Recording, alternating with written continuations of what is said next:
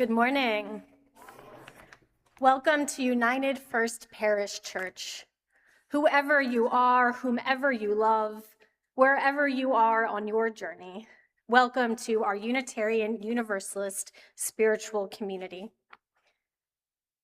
As Reverend Dan Schatz has written, on this week, we gather in the midst of the storm to be shelter for one another.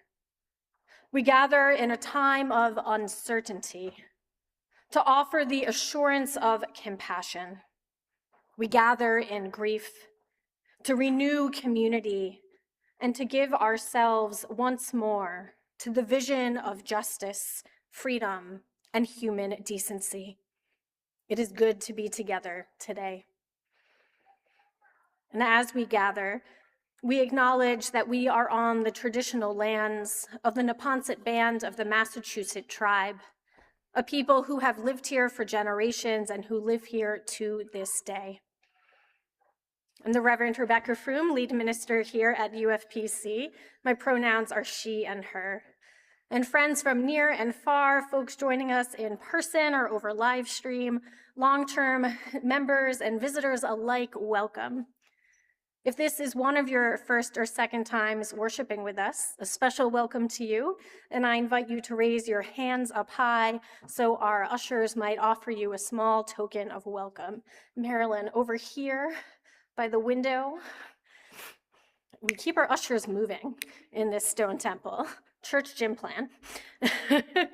Visitors and returning visitors in the parish hall where we have social hour, you can fill out a connection card. Marilyn, we had another visitor over here. And any visitors joining us online, we have a virtual guest book on our website where you can give us your contact information if you'd like us to be in touch later. And everyone, please do join us for social hour in the parish hall following the service. I'll be standing here on your right and look forward to greeting folks. Our worship team this morning, as always, it takes many hands and hearts to pull worship together. So thank you to our greeter, Paul Valentius, our ushers, Marilyn Valentius and Bill Westland, our live stream team of Noel Pilatus and Jason Sherritt, social hour by Marie-Louise and Leslie. Our flower committee, Pat, Claire, Katie, and Allegra has put together this lovely winter display behind me. And our staff includes Elizabeth Foster, Director of Religious Education and Family Ministry, who will be doing the message for all ages. And our ministerial intern, Ann Parsley, is our worship associate this morning. And I'm pleased to welcome our guest musician, Tom Foster, to our sanctuary this morning. He guest directed the choir rehearsal this morning and is sharing music on organ and piano. Tom is a freelance pianist, organist, and composer based in Cambridge. He's a graduate of the Royal College of Music in London and the founder and director of a piano studio in Cambridge. So welcome, and let's do a round of applause now. I know in worship after music, we're like contemplative silence or grateful affirmation. So we did a round of applause here at the top. We strive to be a welcoming community to people of all ages and abilities. So in the back of the sanctuary near the ushers, as always, we have large print hymnals, hearing assistance headsets that connect to our sound system, which may also be helpful for people sensitive to distracting background noise. Families, we have children's books and busy bags and drawing materials in the back that you can bring to your pews. Our bathrooms are located on the lower level, accessible by stairs or elevator through the foyer. And if you need to use the restroom during the service, please see a greeter or usher. And now, as we prepare ourselves for worship, let's take a deep breath together. Feeling that spirit of life, that spirit of love, that moves within, between, and beyond us all. With our hearts open for worship, I invite John Sinchak to share a reading as we light our chalice, symbol of the Unitarian Universalist faith tradition.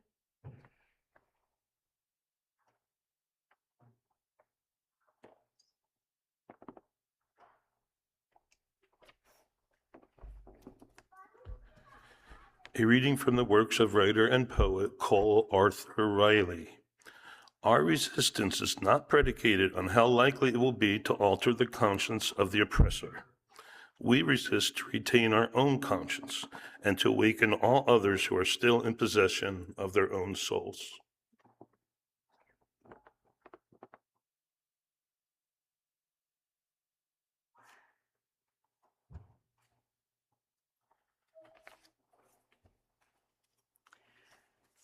Good morning. My name is Ann Parsley. My pronouns are she, her.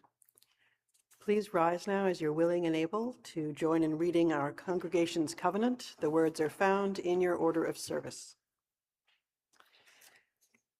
As a free fellowship of this historic church, we unite to lift our hearts and open our minds to a larger reality, to accept, support, and encourage one another, to seek the wisdom in all religions, to cherish and sustain the web of life, and to strive for justice, compassion, and peace.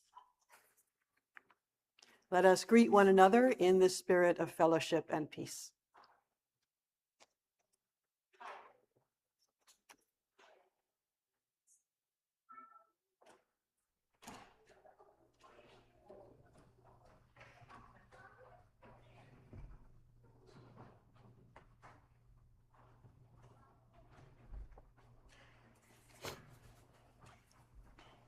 As we remain standing in body or spirit, let us lift our voices in song for hymn number 126. It's in the gray hymnal, and it is called "Come, Thou Fount of Every Blessing."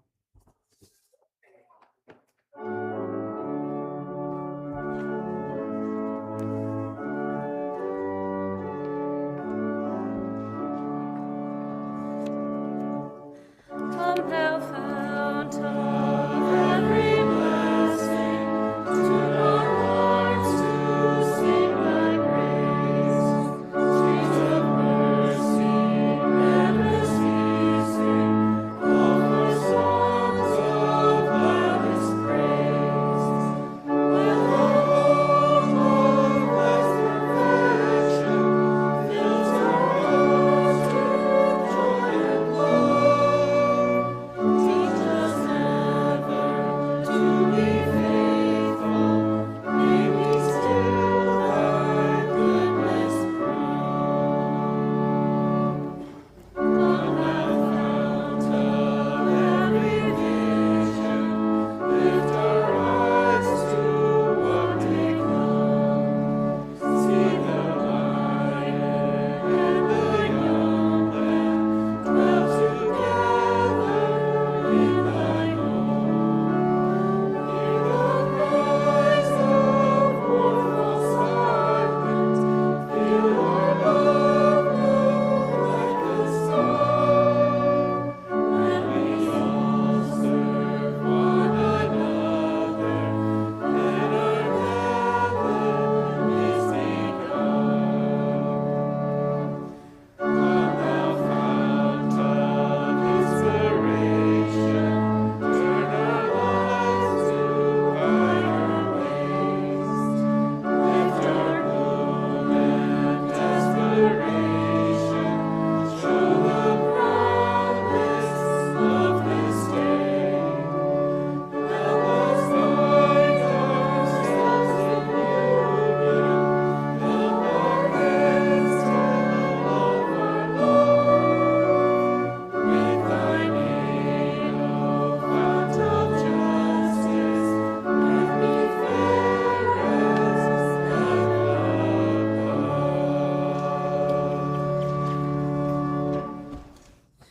You may be seated. And I invite our children and Spirit Circle team to come up to these front pews on your right for our message for all ages.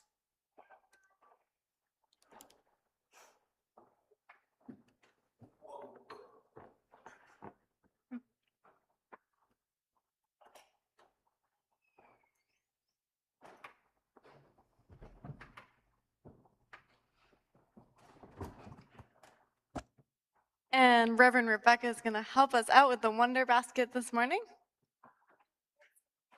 Wonder what's in there. It is a piece of paper. What is it? It is a question mark. I wonder what that means. That's a very wondery wonder box.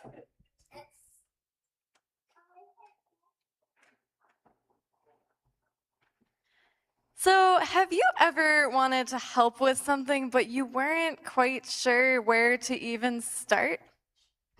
Yeah, sounds like a lot of folks, maybe. So, we're going to listen to this story, and it's going to offer us a bunch of different ways that we might help our community. And I want everyone up here and everyone in the room to think about which way might be good for you. The story is We Are the Builders by Deepa Iyer. Welcome to our community day. Ready to find your role to play? My name is Ramla, and I'll be your guide. Follow me and stay by my side. So many grown-ups and kids are here, and everyone wants to volunteer. There's plenty to do in our own town. Help new friends or plant trees in the ground. The time is now. Let's all play our part. Listen and learn what moves your heart. We are the builders. We form and forge, construct and fix, improve homes with nails and bricks. See those old desk tables and chairs? Good as new with some repairs. Who wants to join the builders? Now we are the caregivers. We comfort, console, soothe, and cheer. Care kits for all near and dear. Acts of service and words that mend. How can I help, my new friend?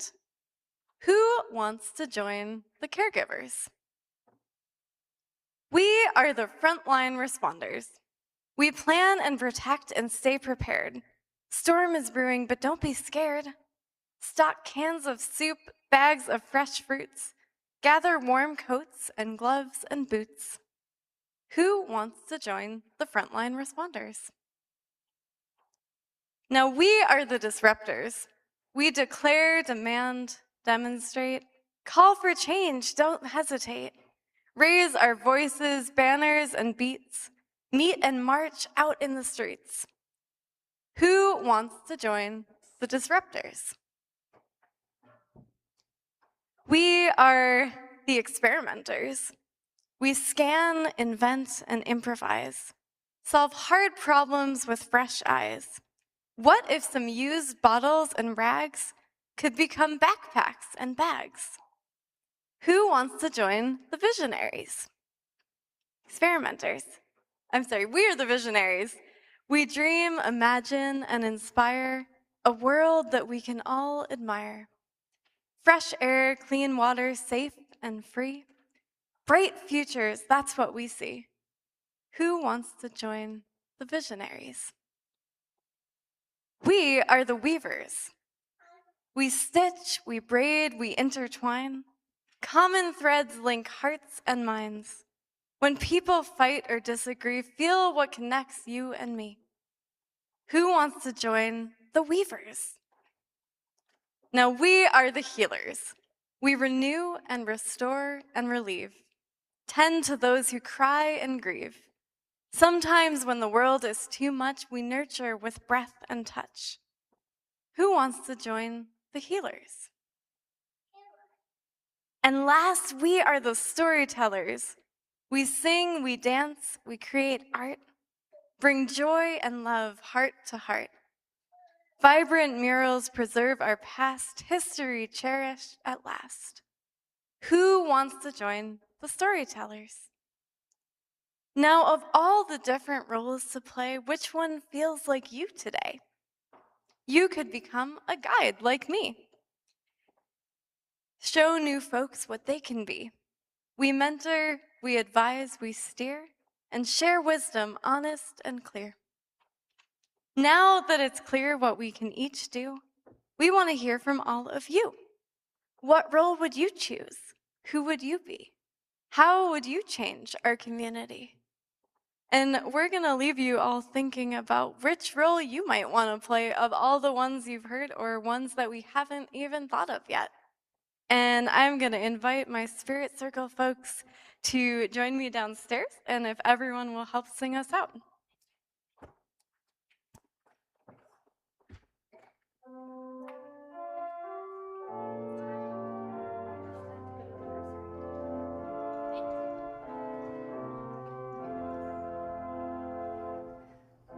As you go, may joy surround you. As you go, go in peace. Know our love is with you always.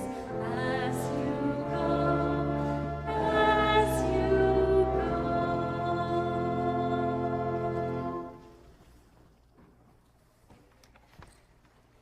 Through the sharing of our joys and our sorrows, we create a sacred space where we are deeply present with ourselves and one another. This is a time for us to briefly, one paragraph, briefly share those life milestones that lift our spirits in joy or hope, or those pains and losses that fill us with heartache. If you have a joy or a sorrow to share, in a moment, I invite you to come forward to this microphone. Alternatively, you can raise your hand and Marilyn will bring the handheld microphone to you. And when you share, please first say your name so that we might all know and hear you. Let us take a deep breath together. Feeling that spirit of life, that spirit of love that moves within, between, and beyond us all. Breathe in, breathe out. Breathe in, feeling your strength. Breathe out, acknowledging your vulnerability. Breathe in, that life. And perhaps roll your shoulders back or wiggle your toes as you breathe out. And we will settle into a time of shared silent meditation here in the city silence, followed by our prayer.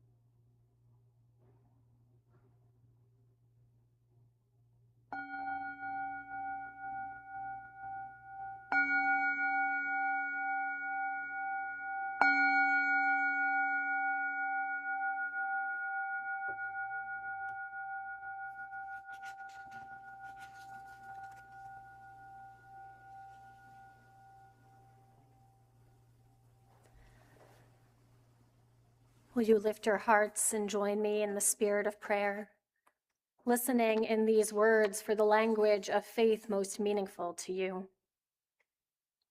Our prayer includes a prayer written just this week by the Reverend Dan Schatz.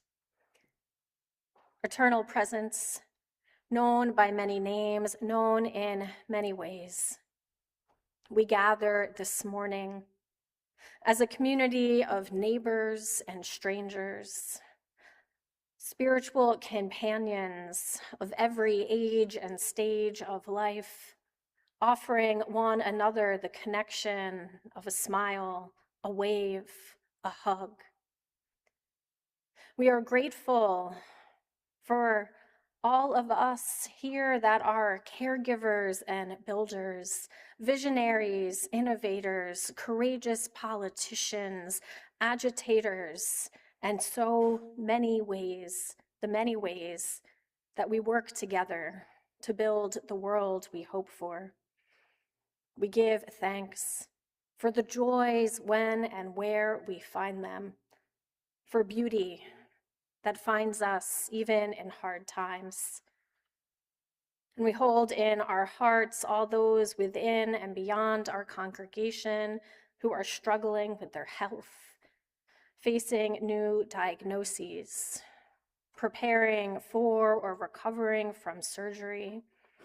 May they have strength and comfort and good community to help them along the way.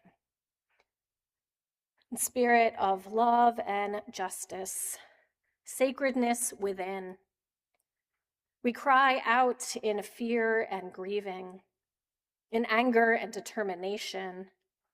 Love and justice take hold. Remind us who we are. Lead us forward and guide us in our ways.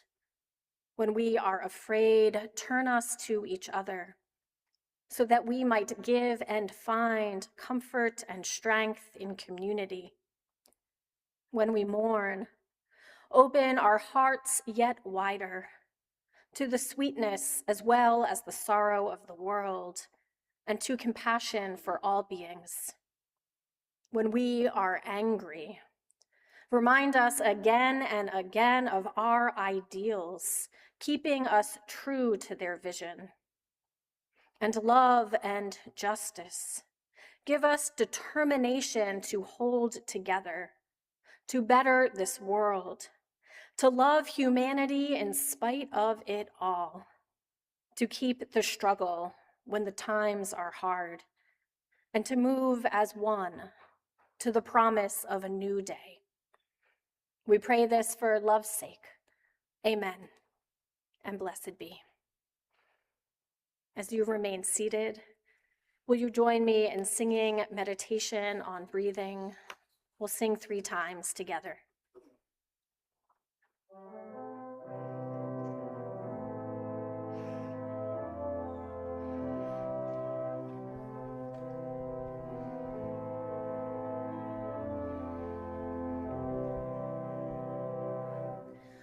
When I breathe in, I'll breathe in peace.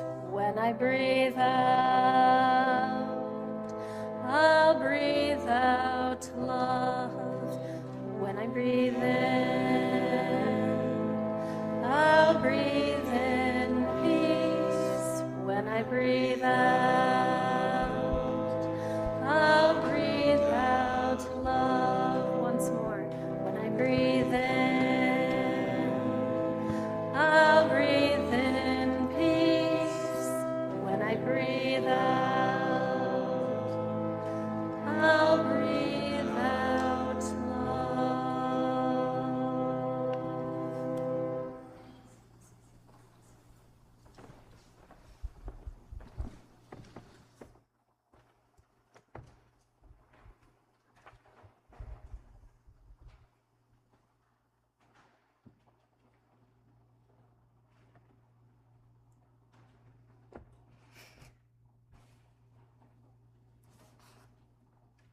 Our reading this morning is by the Reverend Ashley Horan, one of the 3 vice presidents of the Unitarian Universalist Association. It's titled, "The Holy Work of Showing Up." How is it with your soul? This is the question that John Wesley, Anglican priest and the founder of Methodism, was known to ask of participants in small reflection groups. I ask you, because for me, this has been a hard week. So, beloveds, how is it with your soul? If your response to this question is anything like mine, writes Ashley, I want to invite you to pause as you hear this. Take a deep breath. Say a prayer, sing a song, light your chalice, feel the force of gravity pulling us all toward the same center. Whatever helps you feel more rooted and less alone. Now do it again, and again, and again. And once you feel that rootedness and connection, hear this. You are loved beyond belief. You are enough. You are precious. Your work and your life matter. You are not alone. You are part of a we, a great cloud of witnesses, living and dead, who have insisted that this beautiful and broken world of ours is a blessing, worthy of both deep gratitude and fierce protection. Our ancestors and our descendants. Our ancestors and our descendants are beckoning us, compelling us onward toward greater connection, greater compassion, greater commitment to one another and the earth. Together, we are resilient and resourceful enough to say yes to that call, to make our life's work in 1,000 different ways, knowing that we can do no other than to bind ourselves more tightly together and throw ourselves into the holy work of showing up again and again, to be part of building that world of which we dream, of which we have not yet seen.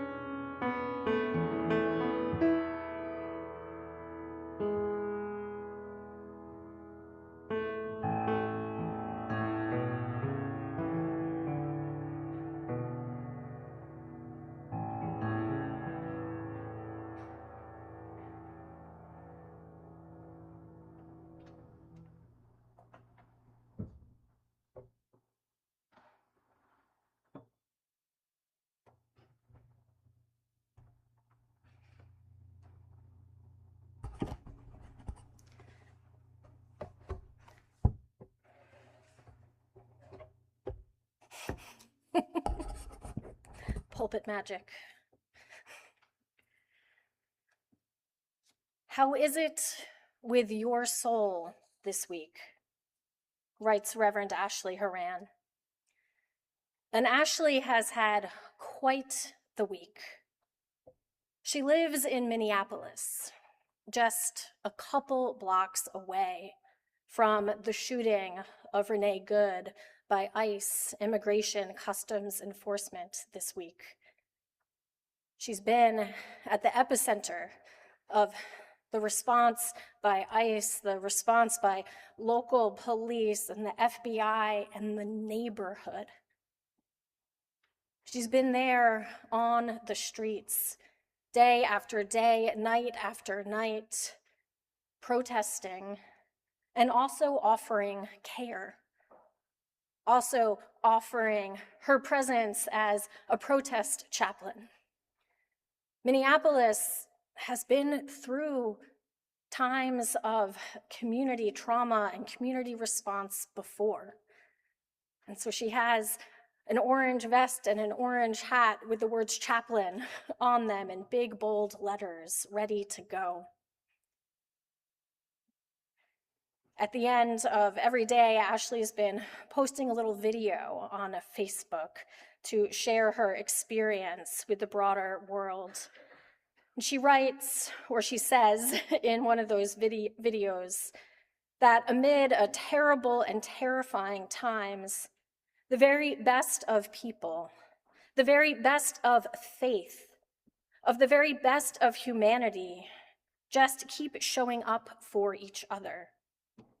What I want to say to our folks is that if you feel helpless, don't. There is a role for you, and the time is now to get involved. She continues, I have watched neighbors continue to help and protect each other. I've watched parents take action to make sure our kids are safe as they are going to school, and mutual aid is everywhere. Mutual aid is everywhere. That's one of the messages in our message for all ages today, right? There's the builders, the carers, the visionaries, so many roles. When Ashley was out in the streets, someone was home with her children. Sometimes she was the one making dinner, sometimes a friend was. So many ways that we offer care to one another and help one another stay engaged. And what does help us stay engaged? What helps us in what she described in our meditation reading as the holy work of showing up again and again. In that meditation, she gives us part of an answer to do whatever helps you feel more rooted and less alone. She gives us this rhythm of getting grounded and showing up again and again, taking that breath in and moving forward, remembering to eat and sleep and showing up for one another. So friends, what keeps you grounded? What keeps you rooted? What keeps you feeling less alone and more connected to your fellow human beings and to that breath of life and that interdependent web that we are all a part of? Now, I had the blessing of going to school with Ashley, so I have some sense of what keeps her grounded in just the day-to-day reality. She starts her day with a Tai Chi practice. She likes to cook. She likes glittery makeup and colorful clothes. She likes connecting with people. And showing up, it takes effort, but it also keeps her rooted.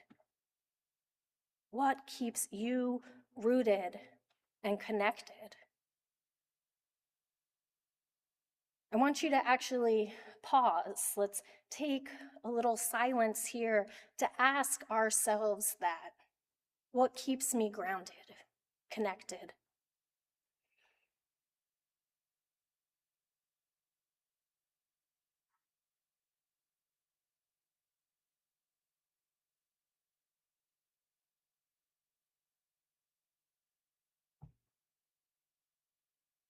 No, for me, it's time outside, that meditation of walking,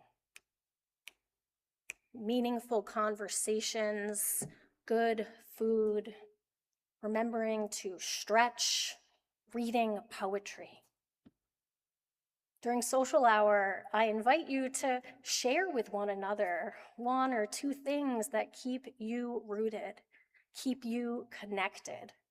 We need to hold space for that reflection and that sharing of what sustains us in order to remember to do it, in order to build together that collective resilience of the we to keep showing up. And we know in our minds and our bodies that we need to keep showing up. This reading I read, the holy work of showing up, where Ashley says, "How is it with your soul? This has been a hard week." She wrote that not this week, but in November 2016. A different hard week when we gathered in spaces of community, this church and beyond, and asked ourselves how to show up, how to build that resilience. And when I turn to this meditation from 2016 that feels so relevant 10 years later, I find myself partly demoralized, partly inspired, and a little bit confused about how to feel both at the same time. You all with me? Yeah. Part demoralized, part inspired, trying to figure out how to show up. And we don't know, right, what is going to happen next. And that's part of that confusion that can sometimes keep us from acting at all. We live in an uncertain world. How do we respond well? There's all sorts of different ethical frameworks out there, from religions and philosophies and our parents and Twitter and so many different frameworks for how to respond. This week, I've turned to some of the writings and teachings of Stephen Batchelor, who's a contemporary Scottish Buddhist, and he talks about an ethical spectrum where on one hand, there's a moral response of certainty. I am certain of the right and just way to respond to something that is, for lack of a more nuanced word, bad. There is a good and a bad, and if I go in the direction of the good, things will get better. But he lifts up an idea coming out of feminist thought of an ethics of care. An ethics of care, which is always situational. It's not looking at one polar of good versus one polar of bad, as if the world was that morally simple and clear to see. He writes, on this other end of the ethical spectrum, you have an ethics of care, which we could also call a situational ethics. In other words, what drives my ethical response to a particular instance of human suffering is to understand, as best I can, the uniqueness of the moral dilemma. To try to respond not by trying to find out what is the right thing to do, but to respond to that situation in a way that is the most loving and caring thing to do. How can I respond to this situation in a way that can minimize the suffering of this person and optimize their capacity to find a resolution to live a better life?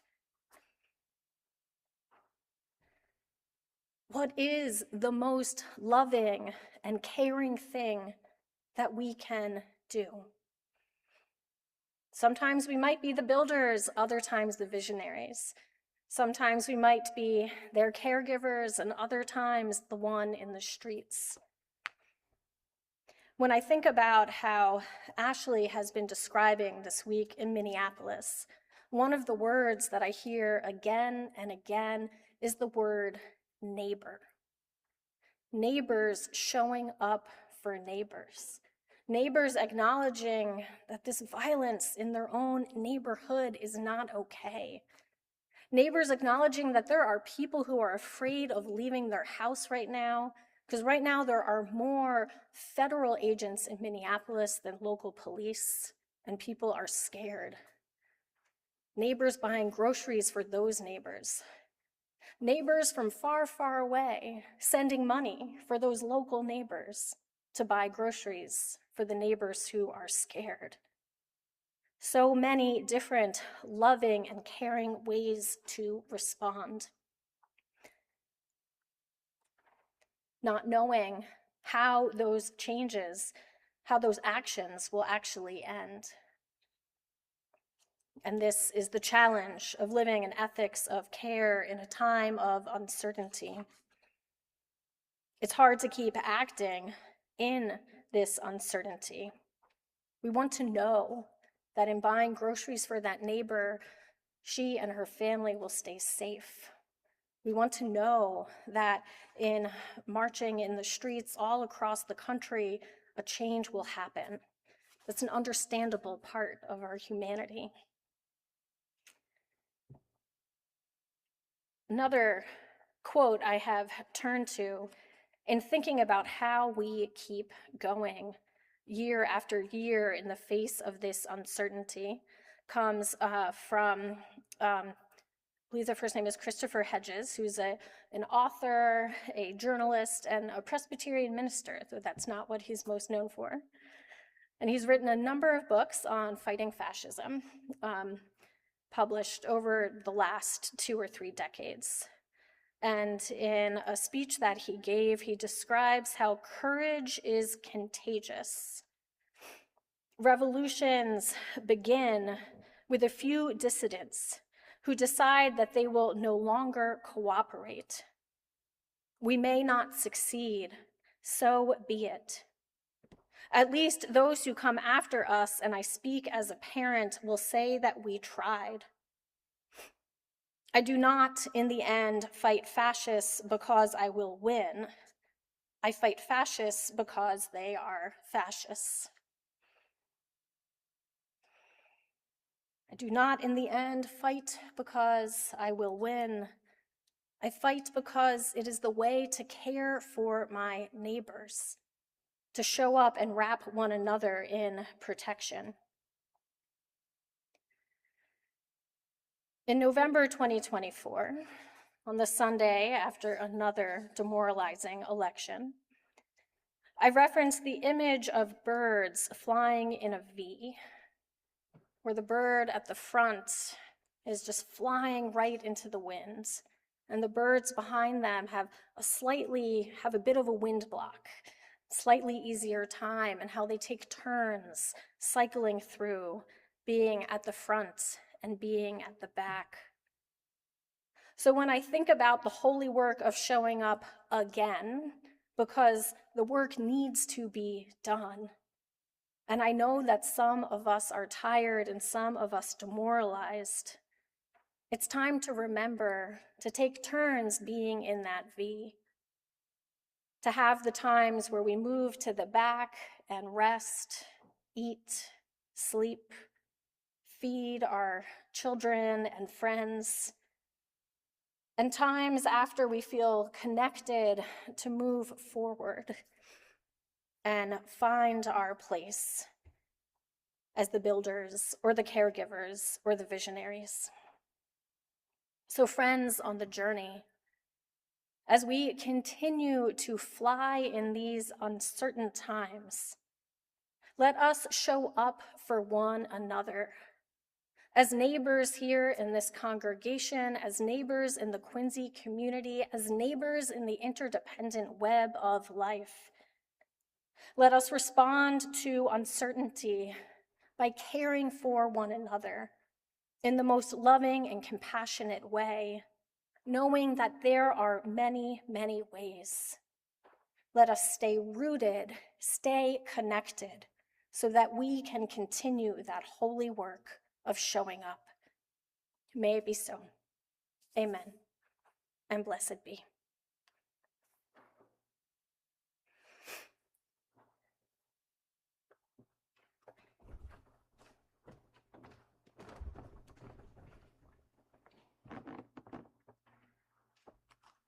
And now I invite us to rise in body and spirit and sing 108, My Life Flows On, an endless song. Singing is certainly something that keeps me grounded, And I learned this song when I was like 11, and it has been like holding me ever since. Let's sing together.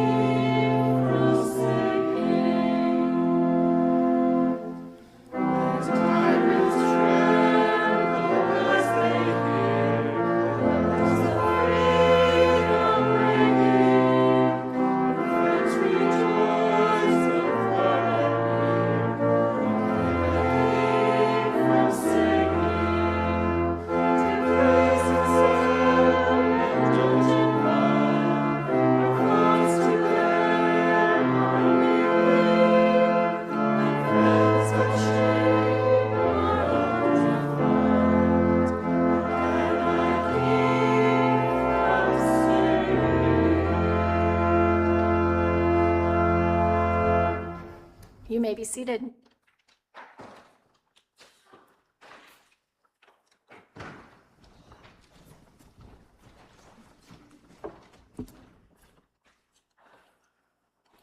We drink from wells we did not dig, and we worship in a sanctuary we did not build. As a voluntary association, our church is sustained through the gifts of the members and friends of our congregation, past and present.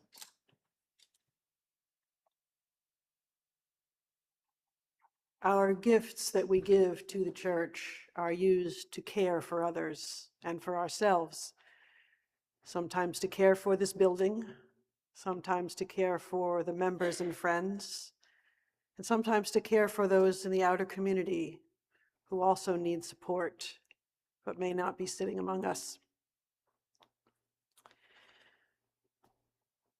You can give online by going to ufpc.org and clicking on the donate button, or by placing a contribution in the offering plate.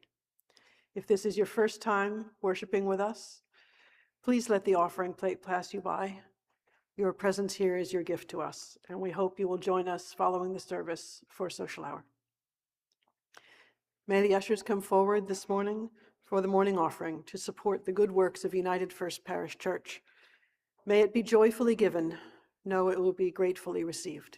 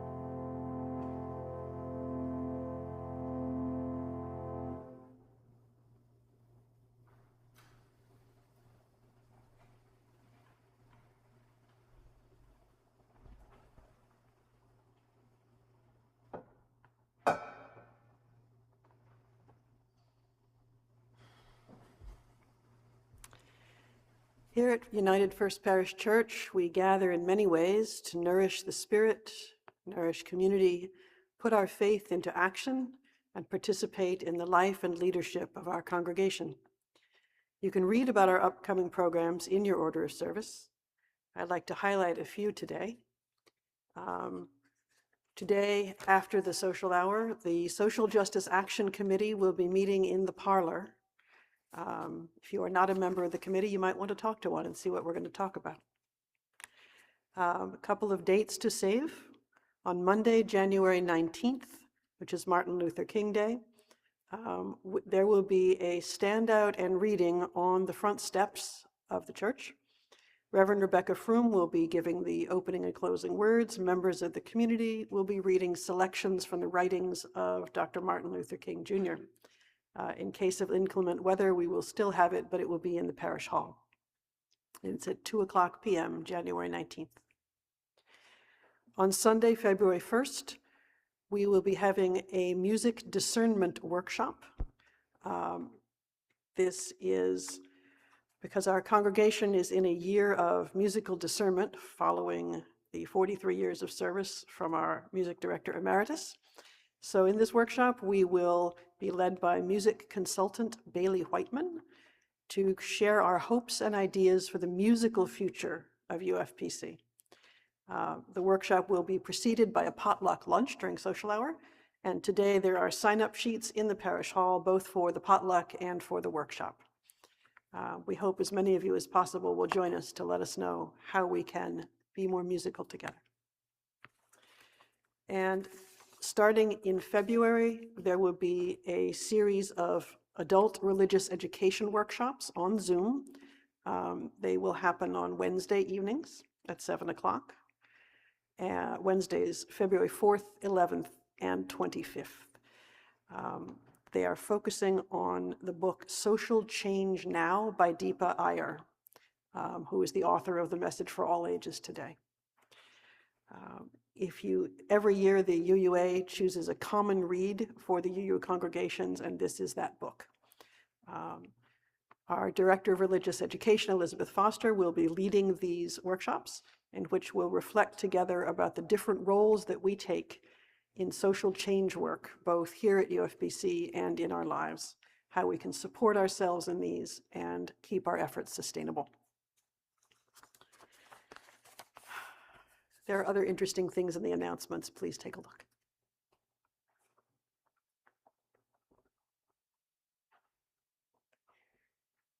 Now I invite you to rise as you are willing and able, and place your hands over your heart for our words of benediction. Words by Joel Miller. Let our lives be a prayer that waters dry souls, mends broken hearts, refuses to be terrorized, seeks the world's beauty, and carries us through the storms. May we go in peace and go in love to be a blessing to the world. I invite you to turn towards the center aisle as we offer one another a sung benediction, Carry the Flame, as I extinguish the chalice.